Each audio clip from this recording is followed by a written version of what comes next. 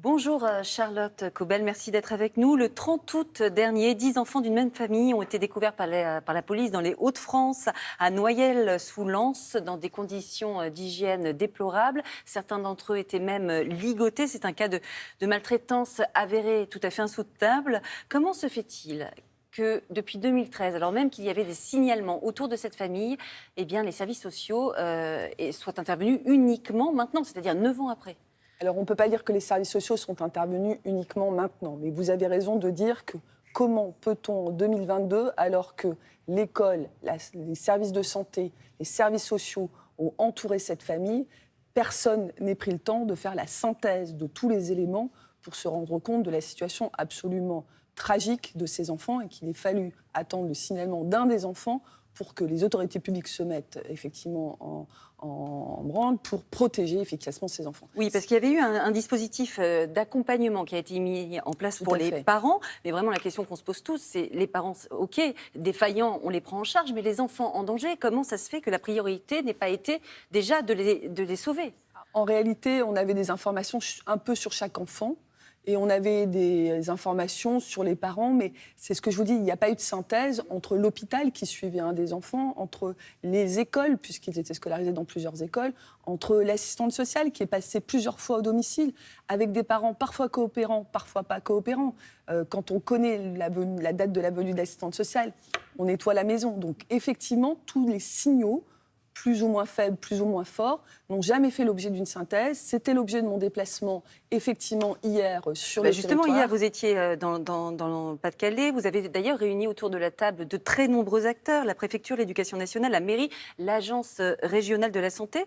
Est-ce que ce n'est pas justement ça le problème? Le fait qu'il y ait tellement d'acteurs sur le terrain que finalement, eh bien, plus personne, tout le monde fait tout, donc plus personne ne fait rien. Alors, on ne peut pas dire que plus personne ne fait rien. Il y a énormément d'engagement et évidemment, la cause des enfants et la cause des enfants maltraités est une cause partagée par tous.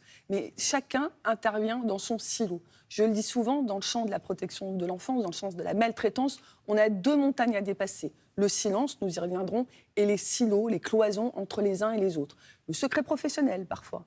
Les médecins qui se considèrent qu'ils n'ont pas à parler aux autres. Ces enfants, une partie de ces enfants, cette maman qui a accouché 10 fois, est passée par l'hôpital. Quels ont été les échanges entre les services de l'hôpital et les services de l'éducation nationale qui ont pris certains enfants au titre du handicap. Il n'y a pas eu de synthèse de l'ensemble des signaux. C'est la difficulté de cette bataille contre les maltraitances pour les enfants. D'ailleurs, vous avez annoncé la création d'un comité de suivi renforcé au niveau départemental. Quel est cet objectif? Alors, deux objectifs. Un objectif, j'allais dire, général, faire le point sur la situation du département. On est dans le Pas-de-Calais, des familles aussi en situation de précarité sociale, culturelle, c'est là pas une chose exceptionnelle. Donc la situation du département, l'offre et l'organisation des services, donc la stratégie globale. Et puis, un comité qui prend les affaires les plus complexes et où tout le monde se parle.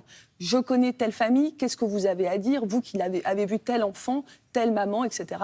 Parlons-nous des dossiers extrêmement concrètement pour que la compétence de chaque professionnel s'additionne au lieu d'avoir tout le monde dans des couloirs de neige et avec la responsabilité individuelle. Voilà. Ce vendredi, vous allez effectuer un déplacement à Marseille avec Brigitte Macron pour visiter une unité pédiatrique destinée aux enfants victimes de violences.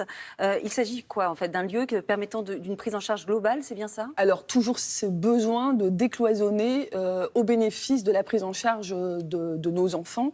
Effectivement, un enfant qui est victime de maltraitance, il faut à la fois conduire l'enquête pénale, et ça, c'est les enquêteurs qui sont dans ces unités d'accueil pédiatrique. Il faut évidemment limiter le traumatisme de l'enquête qui se rajoute en général au fait qu'il a subi.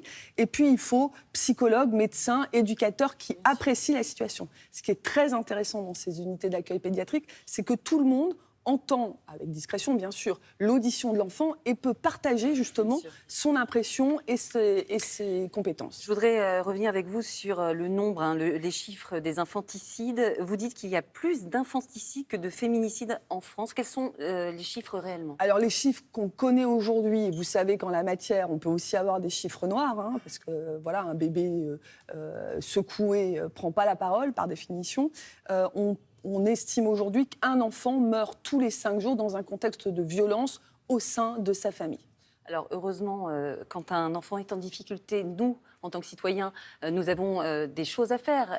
Est-ce qu'il y a une obligation de signalement? Si demain, j'assiste à une scène qui me terrifie, des cris dans mon entourage d'un enfant et que je soupçonne une maltraitance, qu'est-ce que je dois faire? Vous avez l'obligation, au nom de la non-assistance à personne en danger, de saisir les autorités publiques. C'est pas toujours aussi simple, parce que vous entendez des cris et vous vous dites peut-être que ce n'est pas ça.